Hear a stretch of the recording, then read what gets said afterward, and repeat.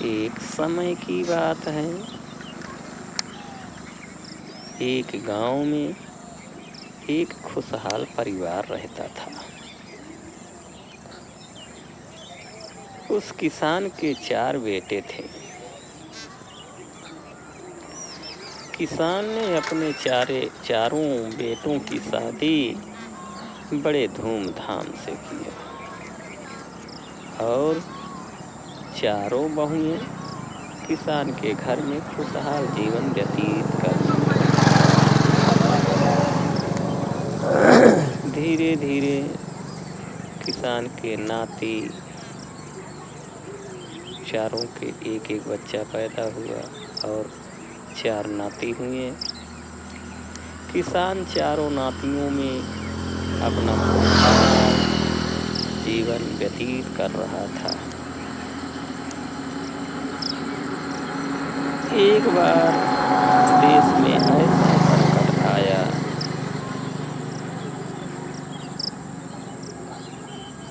कि कहीं कुछ खाने को नहीं मिल रहा था। लोग त्राहि त्राहि कर रहे थे, एक एक दाने के लिए तरस रहे थे। किसान तो अधिक खेत वाला था और उसके पास अनाज भी था। धीरे धीरे किसान के घर में भी अनाज की कमी पड़ने लगी। किसान बहुत चिंता में रहता था। चारों बहुओं में से सभी बारी बारी किसान को भोजन देता था, यानी कि अपने ससुर जी को भोजन देता था। तो बहुएं कुछ नहीं सोचती थी, लेकिन किसान की छोटी बहू एक दिन जब भोजन लेके गई, किसान ने सुखपूर्वक भोजन किया। फिर किसान ने भोजन थाली लेकर गई तो देखा कि थाली में कुछ भोजन बचा हुआ है। छोटी बहू बहुत सोच में पड़ गई और वह समझ गई कि हमारे ससुर जी इस समय बहुत चिंता में हैं।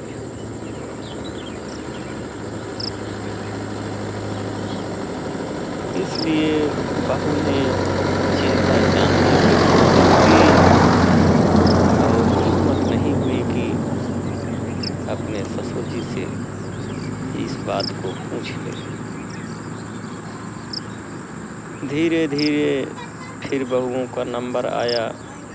जब छोटी बहू का नंबर फिर आई 4 दिन के बाद, तो छोटी बहू फिर भोजन लेके गई। ससुर जी ने फिर भोजन किया। फिर बहू ने थाली को जब लेने गई तो उसमें देखा फिर भोजन पड़ा हुआ है। फिर छोटी बहू समझ गई कि हमारे ससुर जी अब कन्फर्म है कि ये चिंता में है, और जा कर के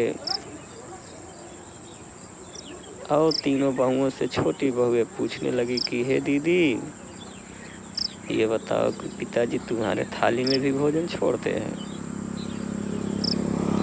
तीनों बहुओं ने बताया कि हाँ छोटकी, पिताजी तो थाली में भोजन छोड़ते हैं।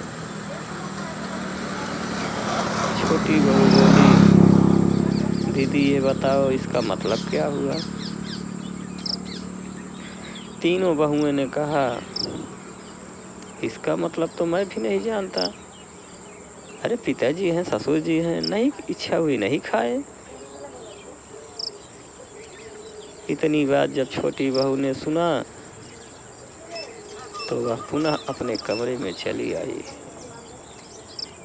और सोचने लगी और डरते हुए ससुर जी के पास गई। छोटी बहू बोली कि हे पिताजी, मैं एक बात से चिंतित हूँ, कृपया मेरी चिंता का हल होना चाहिए। ससुर जी ने कहा, बताइए छोटकी बहू, क्या बात है? छोटी बहू ने कहा, पिताजी, मैं देख रहा हूँ आप उस दिन भी थाली में भोजन छोड़ दिए थे, इस दिन थाली में भोजन छोड़ दिए थे, क्या बात है? ससुर जी ने कहा, छोड़ो, जाने दो बेटी, क्या करोगी जानकर। छोटी बहू ने कहा, नहीं पिताजी, मुझको बताइए क्या बात है कि आप भोजन नहीं कर रहे हैं। हमको तो शंका है कि आप चिंतित रहते हैं किसी बात के लिए। ससुर जी ने कहा कि हाँ छोटी बहू, आपने सही सोचा। मैं इस समय चिंता में रहता हूँ कि देश में अकाल पड़ गया है। खाने के लिए अब दाना 1 साल के लिए है, वो भी 11 महीने चलेगा, 12वां महीना कैसे पार होगा। छोटी बहू ने कहा, बस पिताजी, इसी बात के लिए आप चिंता कर रहे हैं। ससुर जी ने कहा, तो फिर ये छोटी बात में बड़ी बात नहीं है, ये छोटी बात लग रही है तुमको। फिर छोटकी बहू ने कहा, देखिए पिताजी, आप बुरा मत मानिए, तो भोजन की पूरी जिम्मेदारी हमारे ऊपर छोड़ दीजिए, दाने का ताला चाबी हमको दीजिए। मैं 12 महीने पूरा भोजन कराऊंगी, चाहे जैसे कराऊंगी। ससुर जी ने तीनों बहुओं को बुलाया और छोटकी बहू के सामने पूछने लगी कि बेटी ये बताओ, 11 महीने का व्यवस्था है, 12 महीने इसी दानों को चलाना है, खाना, ताकि किसी को अधूरा ना मिले। तो तीनों बहुओं ने कहा कि पिताजी कैसे होगा, मैं तो नहीं पार कर पाऊंगी 12 महीने। तो पिताजी ने बोले कि छोटी बहू तो कह रही है कि दाना की जहाँ पर गल्ला पानी है उसका ताला चाबी हमको दीजिए, मैं 12 महीने पूरा करूंगी। इतना सुनते ही तीनों बहुओं ने कहा, सही तो कह रही है, दे दीजिए उनको। ससुर जी ने ताला चाबी, भोजन पानी की पूरी व्यवस्था छोटी बहू के हाथों में दे दी और छोटी बहू उसी दिन से पूरी जिम्मेदारी के साथ सबको बराबर भोजन खिलाने लगी।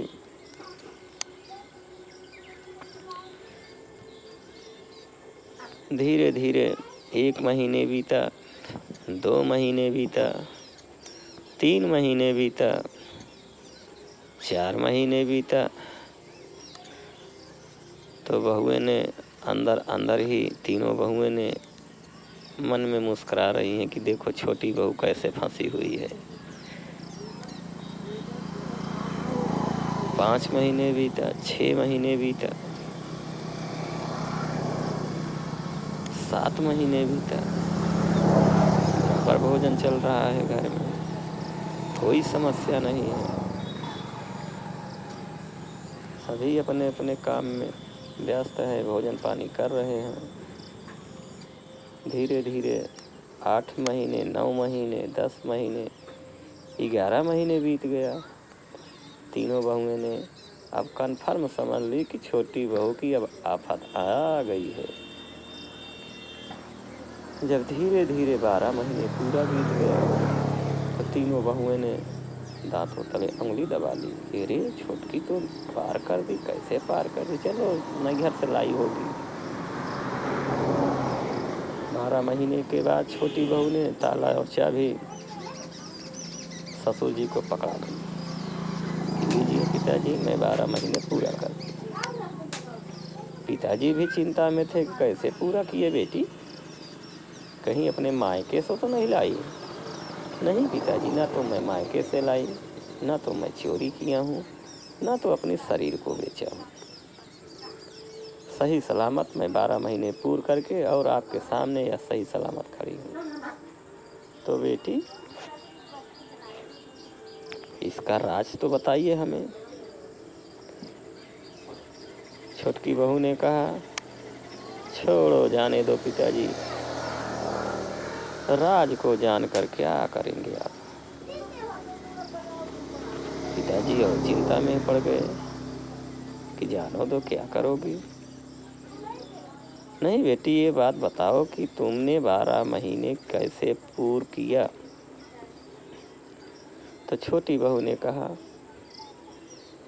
सुनिए पिताजी, जिस दिन आपने ताला और चाबी दिया था उसी दिन से 12 महीना हमारे पास पूरा मिला। 12 महीने का मतलब 365 दिन। मैं चावल को जब डालती थी तो एक मुट्ठी चावल फिर उस निकाल करके जिस बर्तन से, जिस स्थान से, जिस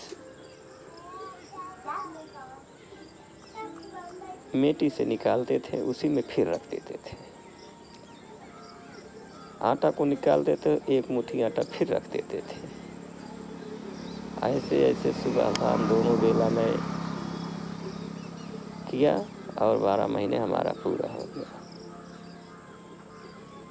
किसान ने खुश होकर के पूरी जिम्मेदारी छोटी बहू को देते हुए और कहा कि देखो बेटी, अब आज से तुम इस घर की मालकिन हो, कोई तुम्हें कुछ भी कहे तुम बुरा मत मानना। आज से पूरे घर की जिम्मेदारी तुम्हें मैं सौंप रहा हूँ। आज से पूरी जिम्मेदारी को देखते हुए कोई कुछ बोले तो कुछ मत कहना बेटी। अब तुम्हारे हाथों में हमारे घर की इज्जत है। मैं अब बूढ़ा हो चला हूँ, मुझे क्या भरोसा मैं कब निकल गया, कब मेरे पास। इसलिए बेटी, मैं आज से मैं संकल्प देता हूँ कि आज से तुम हमारे घर की मालकिन हो। सारी जिम्मेदारी आपकी है, आपकी सारी बात को सभी मानेंगे, यह मेरा वचन है। और इसी के साथ के एक पेपर तैयार किया गया कि हमारे मरने के बाद सभी बहुएं हमारा हिस्से में से बराबर बराबर, सभी बहुएं, चारों बहुएं अपना हिस्सा बराबर बराबर ले लेना। जय हिंद, जय भारत।